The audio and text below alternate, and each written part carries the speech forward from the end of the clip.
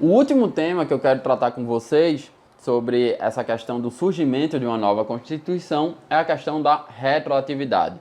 Qual é a regra? As normas só podem ser feitas para serem aplicadas a casos futuros. Eu não posso fazer uma lei hoje para aplicar um caso que já aconteceu. Isso seria um estado de exceção, né?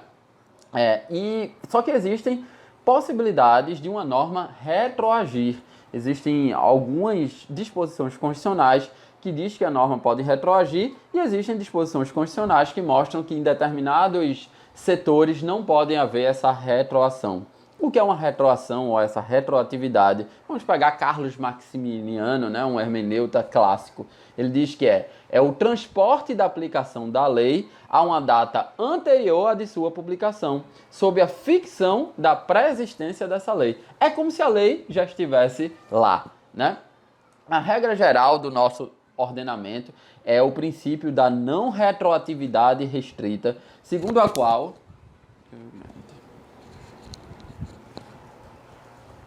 a regra geral do nosso ordenamento é o estabelecimento do princípio da não retroatividade restrita, segundo a qual nada impede que o Estado edite atos normativos com efeito restritivo, desde que respeite os direitos subjetivos decorrentes do direito adquirido, do ato jurídico perfeito e da coisa julgada, né?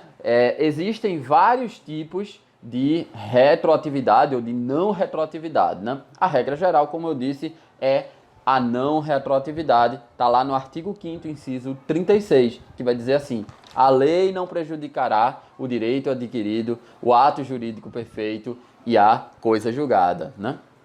Há um subprincípio da retroatividade, que é a irretroatividade da lei penal, né? O artigo 5º, inciso 40, vai dizer que a lei penal não retroagirá, salvo para beneficiar o réu. Então, a lei penal pode retroagir, pode ser aplicada a fatos passados, se for o caso de beneficiamento do réu.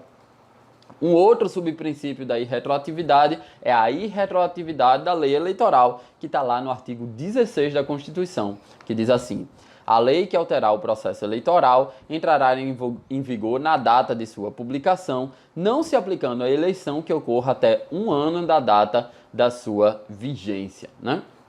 Um outro subprincípio da irretroatividade é a chamada irretroatividade tributária, que está previsto lá no artigo 150, inciso 3, a linha A, que diz o seguinte: é vedada à União, aos Estados, ao Distrito Federal e aos municípios cobrar tributos em relação a fatos geradores ocorridos antes do início da vigência da lei que os houver instituído ou aumentado, né? E, por fim, para acabar esse tema, eu quero falar de alguns problemas constitucionais relativos à retroatividade ou irretroatividade. O primeiro tema: normas constitucionais originárias e efeitos retroativos. Bom, podem ter qualquer efeito retroativo, tendo em vista a potencialidade do constituinte originário, né? O constituinte originário não pode ser impedido de criar normas constitucionais, já que ele é ilimitado e incondicionado, porque existe algum cidadão com direito adquirido a esse status, né? Costuma-se dizer que não há direito adquirido em relação à Constituição, ao poder constituinte originário. Então, o poder constituinte originário é livre para criar novas normas, né? Emendas constitucionais e efeitos retroativos. Para a doutrina majoritária, em razão do princípio da não retroatividade, está no rol das cláusulas pétreas, as emendas constitucionais devem respeitar a irretroatividade, a cláusula geral da irretroatividade. Outro tema: constituições estaduais e efeitos retroativos.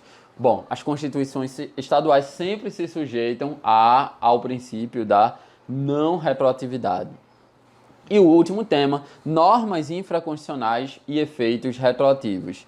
Bom, apenas naquelas matérias que a Constituição proibiu a retroatividade é que essas normas infraconstitucionais não poderão ser retroativas. Nos outros temas, elas podem ser retroativas, desde que respeitem a coisa julgada, o direito adquirido e o ato jurídico perfeito. É isso, pessoal.